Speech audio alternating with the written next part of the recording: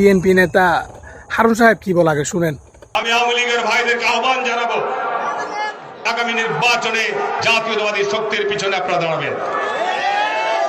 আমাদের পার্টির মহাসচিব বলেছে, আমি জেলাও বলেছি যে আমরা আওয়ামী লীগের নেতা কর্মীদের উপর কোনো অন্যায় জুলুম মিথ্যা মামলা হতে দেব না, হতেও দেয় নাই।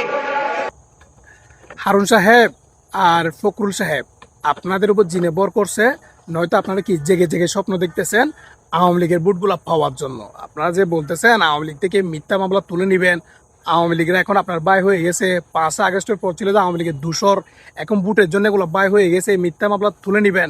বোকার স্বর্গে বাস করতেছেন।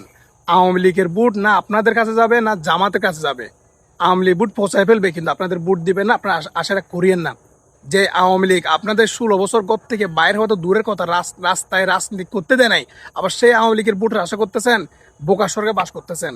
তাই বলতেছি এগুলা বাদ দেন, আওয়ামী লীগের বুট আশা করিয়েন না। কারণ আওয়ামী লীগ এমন একটা জাতি, যে জাতি আপনি খাওয়াবেন, আপনার 2 সেকেন্ড লাগবে না যে আওয়ামী লীগ আপনাকে সেখানে মারতে। আওয়ামী লীগ সেরকম একটা জাতি।